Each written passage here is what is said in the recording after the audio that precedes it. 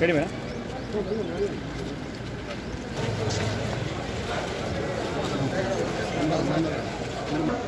13 మంది చనిపోయారు. శాంతి గారికి ఇంకా వేదిక మీద ఉన్న వైఎస్ఆర్సీపీ ముఖ్య నాయకులకి, విచ్చేసిన కుటుంబ సభ్యులకి, పాత్రికేయులకి అందరికీ నా హృదయపూర్వక నమస్కారం. నిజంగా ఇది అందరూ కూడా ఇన్స్పిరేషన్గా తీసుకోవాల్సిన విషయం నేను అనుకుంటున్నాను. ఎందుకంటే ప్రతి ఒక్కరూ కూడా ఆర్టీసీలో దాదాపుగా 55,000 మంది కార్మికులు ఉన్నారు. వారందరూ కూడా తమ తమ కుటుంబాలని పోషించుకోవడానికి కష్టపడుతూ ఎన్నో పోరాటాలు చేశారు. ఈరోజు జగన్మోహన్ రెడ్డి గారు పరిపాలనలో వాళ్ళందరూ కూడా గవర్నమెంట్లో విలీనమై ప్రభుత్వ ఉద్యోగులుగా మార్చడం చాలా సంతోషం.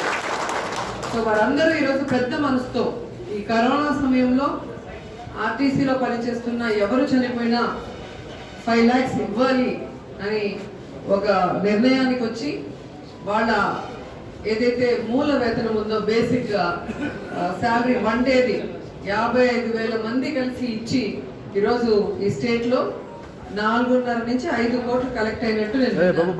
సో ఈ 5 కోట్ల రూపాయలలో ఎక్కడ ఏ డిపోలో మరి ఆర్టీసీ ఎంప్లాయీ ఎవరైనా చనిపోతే వారికి 5 లక్షల రూపాయలు ఇవ్వాలి అని వాళ్ళు డిసైడ్ చేయడం అనేది నిజంగా వాళ్ళంతా ఒక కుటుంబ సభ్యులుగా ఉన్నారు, ఒకరికొకరు ఎంత అండగా ఉన్నారు. ఇలా అన్ని డిపార్ట్మెంట్స్ లో కూడా ఉంటే బాగుంటుంది అని నేను కోరుకుంటున్నాను.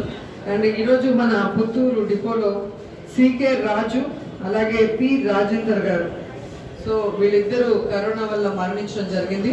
సో వారిద్దరికీ కూడా మరి వీళ్ళందరూ కలిసి ఈరోజు ఆర్థికంగా కుటుంబానికి సపోర్టివ్గా ఉండి మరి వారు చేసిన సేవలు ఈ ఆర్టీసీకి చెప్పడం జరిగింది.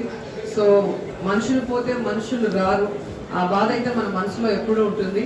కానీ ఇలాంటి కార్మికులు ఇంట్లో చనిపోయినప్పుడు ఆ కుటుంబంకి ఆర్థికంగా అయినా మనం కొంచెం సహాయం చేయగలిగితే మనం వాళ్ళని ఆదుకున్న వాళ్ళు అవుతాం. కాబట్టి సో ఈరోజు అంత మంచి కార్యక్రమానికి నన్ను పిలిచినందుకు నేను కూడా చాలా హ్యాపీగా ఫీల్ అవుతున్నాను. ఎందుకంటే ప్రతి మనిషి కూడా మనం ఇంటే తిరగలం, ఉన్నదంతా ఎక్కడో దాచిపెట్టుకునే బదులు ఉన్న దాంట్లో 10 మందికి పెడితే 10 మంది కూడా బతికే అవకాశం ఉంటుంది. కాబట్టి అలా ఒకరికి ఒకరు ఎవరికి తోచింది వాళ్ళు, ఒకరు కొంచెం చేయొచ్చు, ఒకరు ఎక్కువ చేయొచ్చు, కానీ చేసే మనసు అంటూ ఉండాలి.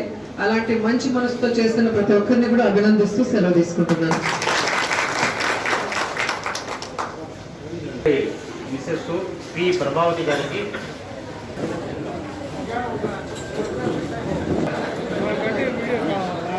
చూడదా